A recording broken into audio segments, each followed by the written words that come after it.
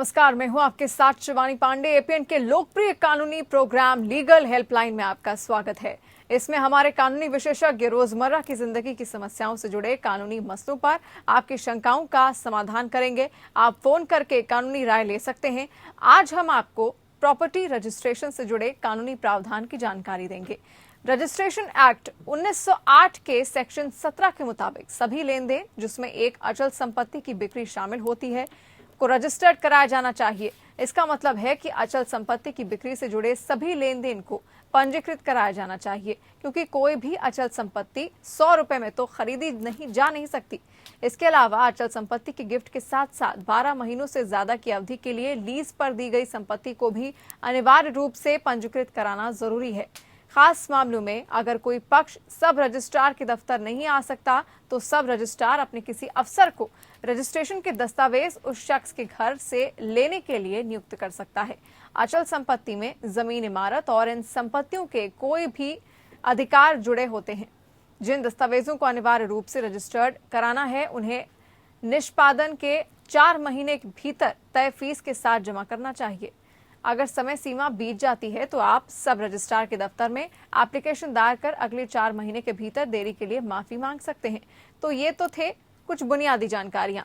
विस्तार में हमारे आज के कानूनी विशेषज्ञ हैं अधिवक्ता विवेक नासा जी, आपको वो जानकारी देंगे। विवेक नासा जी आपको प्रॉपर्टी रजिस्ट्रेशन से जुड़े तमाम कानूनी पहलुओं की जानकारी देंगे। अगर आपका प्रॉपर्टी रजिस्ट्रेशन से जुड़ा कोई भी सवाल है तो आप फोन करके राय ले सकते हैं।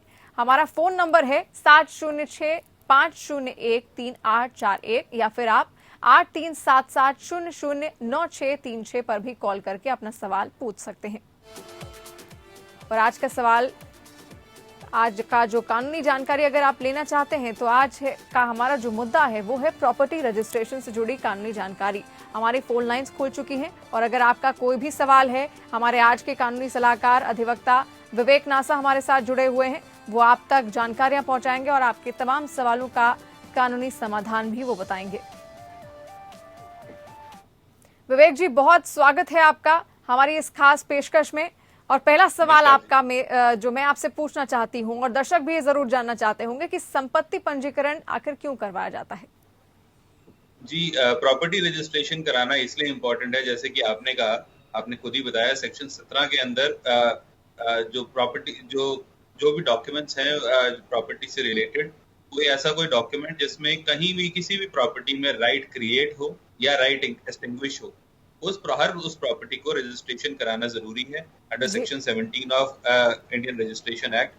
अब उसको कोई भी डॉक्यूमेंट की लीगल वैल्यू, लीगल सैंटिटी तभी बनती है अगर वो रजिस्ट्रेशन हो गया हो। रजिस्ट्रेशन का मतलब है पब्लिक नोटिस।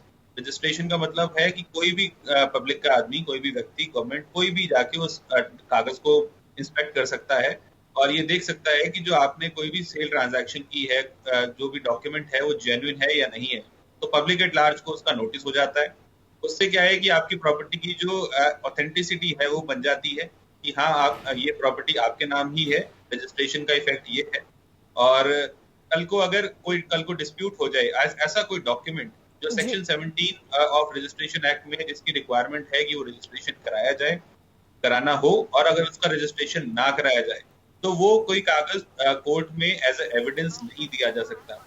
जिसका इफेक्ट ये है, मान लीजिए आपका कल को कोई प्रॉपर्टी के रिस्पेक्ट में डिस्प्यूट हो जाता है और आपके अगर वो प्रॉपर्टी बिल्कुल विवेक जी, आप मेरे सवाल का जवाब दीजिएगा, लेकिन एक कॉलर हमारे साथ जुड़ रही हैं जो आपसे सवाल करना चाहती हैं। डॉक्टर प्रेमा हमारे साथ जुड़ रही हैं। बहुत स्वागत है डॉक्टर प्रेमा आपका, पूछिए अपना सवाल। Thank you so much. मैं ये जानना चाहती हूँ, मेरे पास एक प्लॉट है और वो कॉलोनी लीगल नहीं हो पाई है। उन्होंने डेवलपमेंट के पैसे भी ले लिए, प्लॉट के भी पैसे ले लिए। बहुत करीब 15 साल बाद उन्होंने मुझे उसका कब्जा तो दे दिया उन्होंने, और जब मैंने उसके लिए नामांतरण के लिए आवेदन किया तो मेरा नामांतरण भी हो गया। अब चूंकि मैं थोड़ी सी जानकार हूँ लैंड के बारे में, तो फिर मुझे पता लगा कि मेरा खसरा नंबर अलग है और प्लॉट मुझे जहाँ दिया गया है वो खसरा अलग है। तो मुझे क्या करना चाहिए? जी, अगर देखिए, आपके साथ अगर फ्रॉड हुआ है, आपके साथ अगर आपको बताया कुछ गया था, दिया कुछ गया है, तो आपके पास रेमेडी यही है कि आप पुलिस में अप्रोच करें और उनकी कंप्लेंट लिखवाएं। अगर आपसे पैसे ले लिए गए हैं तो आप उसकी रिकवरी प्रोसीडिंग्स इनिशिएट करें, क्योंकि अगर आपको ये बताया गया था कि जो आपको प्लॉट दिया जा रहा है वो एक ऑथराइज्ड लैंड है या फिर जो कि गवर्नमेंट से ऑथराइज्ड है, अप्रूव्ड है, उस जगह का कह के दिया गया था, और आपको आज के दिन 15 साल बाद आपको पोजीशन मिला है, और जो कि जिसकी रजिस्ट्रेशन नहीं हो सकती, बिकॉज जहां आपको पोजीशन मिला है, जिसका फसल है, जिसके डॉक्यूमेंट्स आपको दिए हैं, वो टोटली डिफरेंट है। तो इसके लिए जहां जहां मिसमैच होगा, अगर ऑथराइजेशन नहीं है, अगर कोई एरिया अप्रूव नहीं है, उस एरिया की रजिस्ट्रेशन नहीं कराई जा सकती। अगर कोई किसी एग्रीकल्चर लैंड पे प्लॉटिंग कर दी गई है, तो जब तक उसका CLU नहीं होगा, चेंज इन लैंड यूज, अगर गवर्नमेंट अगर अप्रूव नहीं करेगी, तब तक आपको NOC नहीं मिलेगी, आप रजिस्ट्रेशन नहीं करा पाएंगे। तो ऐसे केस में जहां लग रहा है कि आपके साथ फ्रॉड हुआ है, आपके साथ गलत हुआ है, तो आपको जरूर ही जो अथॉरिटीज हैं उनको अप्रोच करना चाहिए, पुलिस को अप्रोच करना चाहिए, और अपना जो भी बिल्डर है, जो भी सेलर है, उसके खिलाफ कार्रवाई करनी चाहिए और अपना पैसा रिकवर करना चाहिए। जी डॉक्टर प्रेमा, उम्मीद है आपके सवाल का जवाब डॉक्टर विवेक जी ने दे दिया होगा, और अगर हमारे और दर्शक भी ऐसा कोई भी सवाल करना चाहते हैं तो आज के हमारे कानूनी सलाहकार हमारे साथ हैं विवेक नासा जी, आप उनसे अपना सवाल कर सकते हैं, प्रॉपर्टी रजिस्ट्रेशन से जुड़ा कोई भी सवाल। विवेक जी, स्टैंप ड्यूटी आखिर क्या होती है? स्टैंप ड्यूटी गवर्नमेंट जो है आपसे चार्ज लेती है स्टैंप ड्यूटी के रिस्पेक्ट में, जिसका शेड्यूल बना होता है इंडियन स्टैंप एक्ट में। हर स्टेट की डिफरेंट स्टैंप ड्यूटी हो सकती है, जहां पर जिसके हिसाब से जो स्टेट्स है वो स्टैंप ड्यूटी लेती हैं, और हर एक का शेड्यूल फिक्स है। हर प्रॉपर्टी की जो वैल्यूएशन है, हर प्रॉपर्टी का जो डॉक्यूमेंट है, डिफरेंट डॉक्यूमेंट्स पे डिफरेंट तरीके की स्टैंप ड्यूटी फिक्स्ड है। तो स्टैंप ड्यूटी के चार्जेस हैं, जैसे कि प्रॉपर्टी की ही अगर बात करें, अगर इमूवेबल प्रॉपर्टी की ही बात करें, तो यूजुअली हर स्टेट में डिफरेंट स्लैब्स बने हुए हैं। ज्यादातर जगहों पे 5 से 7% की स्टैंप ड्यूटी होती है। ये स्टैंप ड्यूटी गवर्नमेंट अपने पास लेती है। ये गवर्नमेंट का सोर्स ऑफ रेवेन्यू है, जो कि जिससे कि गवर्नमेंट अपने डेवलपमेंट वर्क करती है। और ये स्टैंप ड्यूटी हर स्टेट की, जैसे कि मैंने बताया, डिफरेंट हो सकती है। ये मेल मेंबर्स के लिए डिफरेंट हो सकती है, फीमेल्स के लिए डिफरेंट होती है। ज्यादातर स्टेट्स में 2% का यूजुअली डिफरेंस रहता है, जैसे कि अगर 4% महिलाओं के लिए है या 6% उसमें फिर पुरुषों के लिए है। तो ये स्टैंप ड्यूटी रजिस्ट्रेशन के टाइम पे देनी पड़ती है, जब आप रजिस्ट्री कराते हैं, और उसका शेड्यूल बना है। जिस स्टेट में आपकी रजिस्ट्रेशन हो रही है, ये उस पर डिपेंड करेगा कि स्टैंप ड्यूटी आपने कितनी देनी है। जी बिल्कुल। विवेक जी, यहाँ पर एक कॉलर राजेश हमारे साथ जुड़ रहे हैं। राजेश, बहुत स्वागत है आपका, पूछिए अपना सवाल विवेक जी से। राजेश, मेरी आवाज आप तक पहुंच पा रही है? आ रही है जी, आप सवाल पूछिए विवेक जी से। हाँ, मेरा सवाल ये है कि मैंने प्रॉपर्टी खरीदी है, रजिस्टर्ड है मेरे नाम। अच्छा, जो ऑनर जो है ना, जिन्होंने सेलर हैं, उनको रजिस्ट्री के कागज चाहिए, फोटोकॉपी। उसमें कोई कानूनी प्रॉब्लम तो नहीं है? वो कुछ तरह इनकम टैक्स वगैरह पे करना है, हमें फोटोकॉपी चाहिए।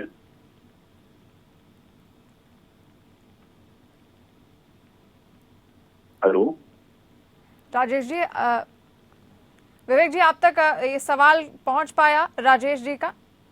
जी, मुझे लगता है कुछ वॉइस की प्रॉब्लम है, एक बार जरा रिपीट कर सकते हैं? राजेश जी, मैं एक बार फिर से आप अपना सवाल पूछ लीजिए विवेक जी से। मेरे सवाल ये कि रजिस्ट्री मेरे नाम है प्रॉपर्टी की, तो पुराने जो सेलर हैं जिनसे मैंने प्रॉपर्टी खरीदी है, उनको रजिस्ट्री की फोटोकॉपी चाहिए। तो कहीं उसका मिसयूज नहीं हो जाएगा? वो करें इनकम टैक्स में हमें दिखाना है। आपकी क्या राय है विवेक जी? For some reason I am not able to hear. ठीक है, मैं आपका सवाल विवेक जी तक पहुंचा देती हूँ। राजेश जी का ये कहना है कि उन्होंने प्रॉपर्टी खरीदी है, और जिनसे उन्होंने प्रॉपर्टी खरीदी है उनको कुछ कागजात चाहिए, तो वो ये बोल रहे हैं कि क्या इसमें कोई रजिस्ट्री की उनको कॉपी चाहिए, तो क्या इसमें कोई कानूनी दावपेच तो नहीं आ सकता, या फिर उसकी कोई मिसयूज तो नहीं हो सकती? ये उनका सवाल है। जी, ऐसा नहीं है। प्रॉपर्टी के डॉक्यूमेंट्स का मिसयूज तो किया जा सकता है, तो पर इसका सॉल्यूशन यही है कि जो है फोटोकॉपी जो है डॉक्यूमेंट की दे दी जाए, क्योंकि जो भी कोई परचेजर है वो भी प्रॉपर्टी की जो टाइटल सर्च है वो करना चाहेगा, वो देखना चाहेगा कि प्रॉपर्टी जो है जेन्युइन है या नहीं है, इसकी जो चेन ऑफ डॉक्यूमेंट्स है जेन्युइन है या नहीं है।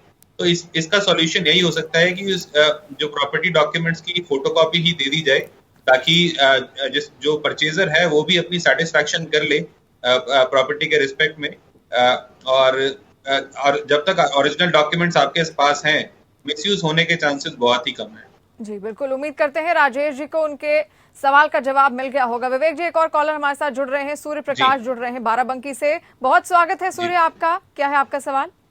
मैं वाराणसी से बोल रहा हूँ, उत्तर जी प्रदेश बिल्कुल, वाराणसी से आप बोल रहे हैं, बिल्कुल अपना मेरा सवाल ये पूछिए। है कि विकलांग जन को प्रॉपर्टी खरीद पे किसी प्रकार की छूट मिलती है क्या रजिस्ट्री में? जी, ऐसा है कि आपको अपने लोकल सब रजिस्ट्रार से बात करनी पड़ेगी। हर स्टेट में, हर डिस्ट्रिक्ट में डिफरेंट कानून हो सकते हैं। कुछ जगहों पे, कुछ स्टेट्स में जरूर उसमें छूट मिलती है। उसमें जो स्टैंप ड्यूटी की है वो छूट मिल सकती है। उसके लिए आपको अपने लोकल सब रजिस्ट्रार को कांटेक्ट करना पड़ेगा। ये वैरी करेगा स्टेट टू स्टेट, अलग अलग स्टेट्स में डिफरेंट रूल्स हो सकते हैं, तो आप वहां चेक करें। मेरे को उम्मीद है कि आपकी जगह पे, आपके शहर में इसकी कुछ छूट होनी चाहिए। उम्मीद है सूर्य प्रकाश जी आपके सवाल का जवाब आपको मिल गया होगा। और तमाम दर्शक हमारे साथ लगातार जुड़ रहे हैं, और आपका भी अगर कोई सवाल है प्रॉपर्टी रजिस्ट्रेशन से जुड़ा हुआ, उसके रिलेटेड आपको कोई भी जानकारी अगर लेनी है, हमारे लीगल एक्सपर्ट विवेक जी हमारे साथ मौजूद हैं, आप उनसे अपने सवाल कर सकते हैं। स्टैंप ड्यूटी क्या है, ये तो सवाल मैंने आपसे किया। विवेक जी, बेनामा और बिक्री की अगर बात की जाए तो बेनामा और बिक्री, इस समझौता, इन दोनों में आखिर फर्क क्या है? जी, इंग्लिश में कहें तो एक एग्रीमेंट टू सेल है और एक सेल डीड है।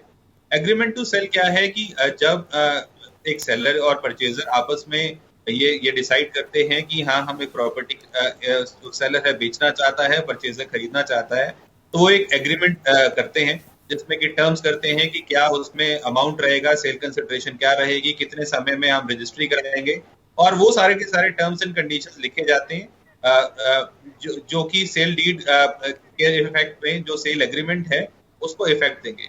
सेल एग्रीमेंट एक्चुअल, जो सेल डीड है वो एक्चुअली सेल का ट्रांसफर है, प्रॉपर्टी का ट्रांसफर है। जैसे ही सेल डीड हो गई, जैसे ही वो एक सेल एग्रीमेंट बन गया, उसी के थ्रू ही सेल, जो प्रॉपर्टी है, दूसरे इंसान में वेस्ट कर जाएगी, राइट क्रिएट हो जाएगा।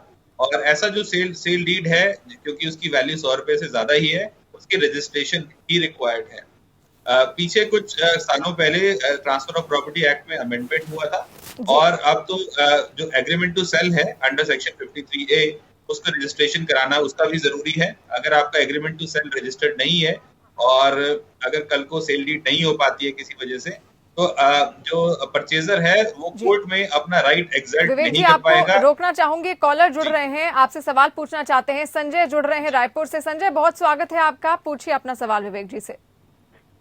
जी, मैं पूछना चाह रहा हूँ कि मुख्तियारनामा से रजिस्ट्री हुई है जमीन की, भूमि की रजिस्ट्री हुई मुख्तियारनामा से, और जो मूल भूमि स्वामी है उनको प्रॉपर्टी का जो राशि है वो नहीं मिल पाई है।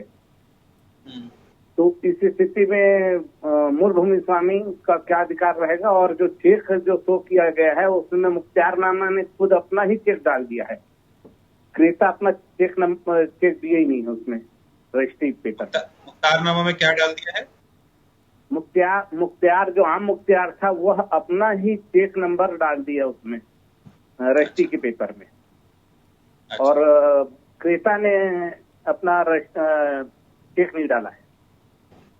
अच्छा। मूल भूमि स्वामी को 1 रुपया नहीं मिला है। देखिए, क्योंकि उसमें रजिस्ट्री अगर हो चुकी है, अगर रजिस्ट्री हो गई है, और अगर आपको उसकी पूरी पेमेंट अगर नहीं आई है, तो आपके पास रेमेडी है कि आप कैंसिलेशन ऑफ सेल डीड की बात आप कोशिश कर सकते हैं। और अगर कोई फ्रॉड हुआ है, उसने अपना ही चेक नंबर डाल दिया है और पेमेंट ट्रांसफर नहीं हुई है सेलर को, तो उसके पास रेमेडी है कि वो कोर्ट में अप्रोच कर सकता है और कैंसिलेशन के लिए मांग कर सकता है। उम्मीद है संजय आपके सवाल का जवाब मिल गया होगा। और अगर दूसरे दर्शक हमारा ये शो देख रहे हैं और रजिस्ट्री से लेकर प्रॉपर्टी रजिस्ट्रेशन से लेकर कोई भी जानकारी अगर वो लेना चाहते हैं, विवेक जी हमारे साथ लगातार जुड़े हुए हैं, तमाम दर्शकों के सवालों का उन्होंने जवाब भी दिया, और आप भी तमाम जानकारियां उनसे ले सकते हैं। विवेक जी, रजिस्ट्रेशन कराने के लिए आखिर किन दस्तावेजों का होना अनिवार्य है? रजिस्ट्रेशन, प्रॉपर्टी रजिस्ट्रेशन कराने के लिए या किसी भी अदर डॉक्यूमेंट को रजिस्ट्रेशन कराने के लिए ओरिजिनल डॉक्यूमेंट्स की रिक्वायरमेंट है। अगर हम सेल डीड रजिस्टर करा रहे हैं तो ओरिजिनल सेल डीड, जो पिछली सेल डीड है जिससे की ओनरशिप एस्टैब्लिश हो, उसकी जरूरत है पड़ेगी। अगर कोई आपके एरिया में स्टेट में अगर किसी एनओसी की रिक्वायरमेंट है जी म्युनिसिपल कॉर्पोरेशन से या town planning country and town planning department से, तो एक एनओसी की जरूरत पड़ेगी। बाकी आपका आधार कार्ड, आपके आइडेंटिटी डॉक्यूमेंट्स जो कि ड्राइविंग लाइसेंस, आधार कार्ड या गवर्नमेंट का कोई भी डॉक्यूमेंट, वोटर कार्ड, पासपोर्ट हो सकता है। और इसी तरीके से जो परचेजर और सेलर के दोनों के आइडेंटिटी कार्ड चाहिए और 2 विटनेस इसमें सेल एग्रीमेंट में जरूरी हैं, जिनकी अपनी आइडेंटिटी कार्ड भी चाहिए। तो ये ही मोटे मोटे डॉक्यूमेंट्स हैं, अनलेस एंड अनटिल किसी एक पर्टिकुलर डिस्ट्रिक्ट में या स्टेट में कुछ एडिशनल डॉक्यूमेंट्स की रिक्वायरमेंट हो। जैसे कि कई जगह, कई शहरों में एक एनओसी लेनी पड़ती है म्युनिसिपल कॉर्पोरेशन से कि प्रॉपर्टी टैक्स आपने पूरा पे किया हुआ है, बिजली का बिल पे किया हुआ है, पानी का बिल पे किया हुआ है, कोई बकाया तो नहीं है। तो हर जगह कुछ एडिशनल रिक्वायरमेंट हो सकती है, बट ये मेजर ये डॉक्यूमेंट्स हैं जो कि रिक्वायर्ड है रजिस्ट्रेशन के टाइम। बिल्कुल विवेक जी, बहुत शुक्रिया आपका, आपने समय निकाला और हमारे दर्शकों के साथ आप जुड़े, उनके सवालों का आपने जवाब दिया, इसके लिए आपका बहुत बहुत शुक्रिया। और कल एक बार फिर से हम एक नए मुद्दे के साथ आपके सामने पेश होंगे। आप कानूनी सलाह ले सकते हैं। हमारे कल के लीगल एक्सपर्ट कौन होंगे ये आपको कल ही पता चलेगा और कल 5:30 बजे आप हमारे साथ जुड़ सकते हैं कानूनी सलाह के लिए। और फिलहाल इस खास पेशकश में इतना ही। धन्यवाद।